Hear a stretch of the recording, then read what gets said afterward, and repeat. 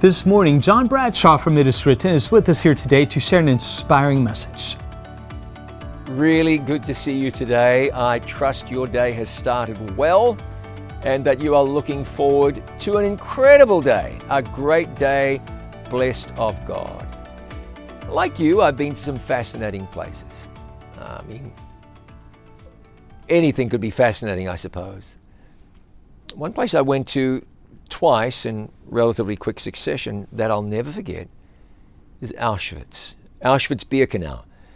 Auschwitz was a concentration camp. Birkenau, an extermination camp. It was at Birkenau where the ovens were. It was at Birkenau where the smoke went up the chimneys. It was at Birkenau where the train loads of Jews got off, and then they were separated this way to that way to that way, that way. And many of them tragically had their lives taken. I recall being there, and my wife is taking photographs. She's taking pictures of something through a glass window, and suddenly I noticed that she's crying. I said, "What's wrong?" She said, "I was taking photos of all these shoes." And I realized I was focusing on baby shoes, infant shoes, reminding her that babies lost their lives there. Now, babies, I suppose, are no more valuable than an adult, but there's something about that touches your heart, and certainly touched my wife's heart. It's a tragic place, Auschwitz, Birkenau also. I've been to Flossenburg. I think that's the only other concentration camp I've been to. There are other famous ones, Dachau, just outside of Munich in Germany, Buchenwald and so forth. Auschwitz is in fact in Poland. We were being led around the place on one occasion by a tour guide. And this tour guide was far from happy. It was clear that he was actually rather miserable. It appeared that he was miserable because all day long he dealt with misery. Auschwitz is a museum now, and it tells the story of the misery inflicted by cruel people on innocent people. We had the opportunity to share with him. And I said to him, kind of what I'm saying to you now. I said, it occurs to me that Auschwitz is a museum. Or was it one of our group who said this? Either way, one of us said, Auschwitz is now a museum. Yes. The horror is over. Yes. Evil didn't win. He said something like, "Oh, I wish I could believe that," or some such thing. But that's what we realized during our time at Auschwitz. Evil didn't win, and it didn't. Auschwitz is a museum today. People are not slaughtered there. People are not exterminated at Birkenau. It's a relic of the past, something we wish we could forget, but something we should never forget. I have said that Auschwitz is a place that nobody should go, and everybody should go. It's just that kind of place that influences you like that. But here's the good news, ladies and gentlemen. Evil didn't win. Jesus was nailed to a cross, but he triumphed on that cross. Satan didn't win. He was told in the Garden of Eden that he would bruise Jesus' heel, but that Jesus would bruise his head. He was promised 6,000 years ago in Eden that he would lose and he wouldn't win. And that's what happened. Satan did lose. Jesus did win. There's sadness in the world today. We cannot stop it. Evil is a powerful force. People who have no moral compass or are not guided by God, they're guided selfishly. Now, many of those people are wonderful people who do great good and make good decisions. But at the same time, there are people of that ilk who give themselves over to evil and misery and acts of carnage, and you understand what I mean. So we live in a world where hospitals do brisk business, where prisons are full.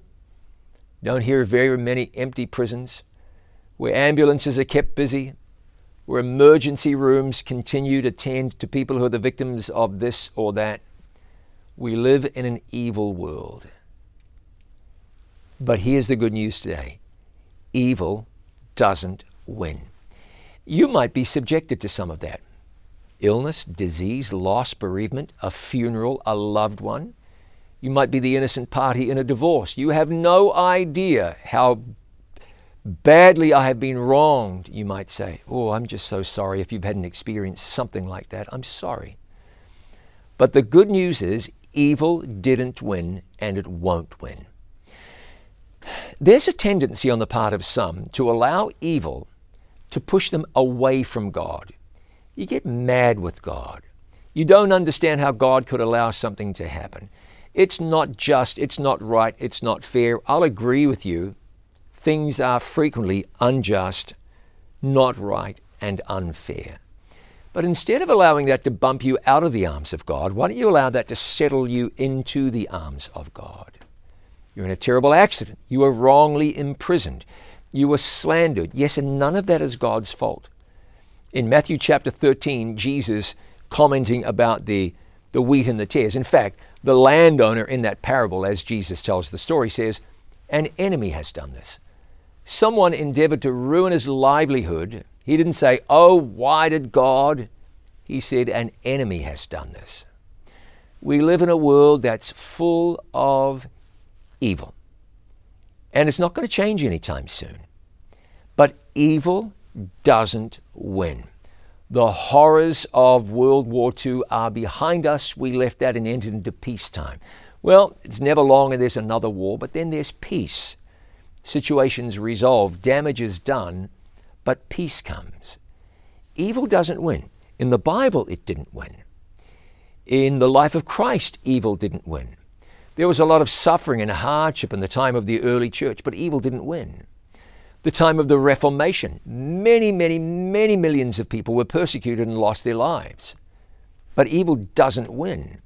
You see, even if you're the victim of something awful, if you're faithful to Jesus, you have eternity to look forward to. Evil cannot win. So we're going to look at this world a little bit differently from now on. You might consider what's happening within the Beltway and you might say, oh, I just don't understand it. Yeah, you don't and you can't, but that's because imperfect people are wrestling with really big problems. You might be looking at what's happening nationally or in your state or in your town, in your church, in your community, your place of work, and you wonder, man, it shouldn't be like this. There's so much going on that's heart-rending and really difficult to endure.